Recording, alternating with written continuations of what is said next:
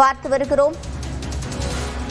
லஞ்ச ஒழிப்புத்துறை மீதான நீதிமன்ற அவமதிப்பு வழக்கு அடுத்த வாரம் விசாரணைக்கு வருகிறது. கூடுதல் விவரங்களை செய்தியாளர் மதனிடம் கேட்கலாம். மதன், முழுமையான விவரங்கள்.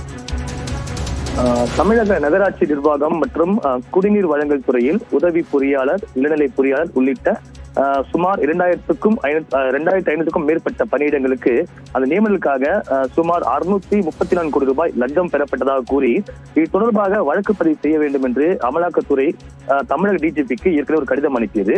இந்த கடிதத்தின் அடிப்படையில் வழக்கு பதிய உத்தரவு கூறி அதிமுக எம்பி இன்பதுரை ஏற்கனவே சென்னை உயர்நீதிமன்றத்தில் ஒரு வழக்கை தொடர்ந்தார். இந்த வழக்கை விசாரித்த உயர்நீதிமன்றம் அந்த அமலாக்கத்துறை அனுப்பிய கடிதத்தின் அடிப்படையில் உடனடியாக வழக்கு பதிவு செய்ய வேண்டும் என்று லஞ்ச ஒழிப்புத்துறைக்கு ஏற்கனவே உத்தரவும் பிறப்பித்தது. ஆனால் இந்த ஒரு உத்தரவை அமல்படுத்தவில்லை என்று தெரிவித்து இன்பதுரை தரப்பிலிருந்து மீண்டும் ஒரு புதிதாக ஒரு நீதிமன்ற அவமதிப்பு வழக்கும் தொடரப்பட்டது. கடந்த முறை இந்த வழக்கை விசாரித்த உயர்நீதிமன்றம் இது தொடர்பாக லஞ்ச ஒழிப்புத்துறை பதிலளிக்க வேண்டும் என்று உத்தரவிட்டு அந்த வழக்கின் விசாரணை இன்றைய தினம் தள்ளி வைத்திருந்தது. ஆனால் ஏற்கனவே நீதிமன்றம் அந்த உத்தரவுப்படி இந்த வழக்கானது இன்றைய தினம் பட்டியலில் வரவில்லை. எனவே இன்று காலை இன்பதுரை தரப்பிலிருந்து தலைமை நீதிபதி அமர்வில் இது தொடர்பாக முறையிடப்பட்டது. இந்த முறையீட்டை கேட்டுக்கொண்ட நீதிபதிகள் இந்த நீதிமன்ற அவமதிப்பு வழக்கை அடுத்த வாரம் பட்டியலில் கொண்டு வரப்படும் என்று தற்போது தெரிவித்துள்ளார்கள். விவரங்களை வழங்கியமைக்கு நன்றி மதன்.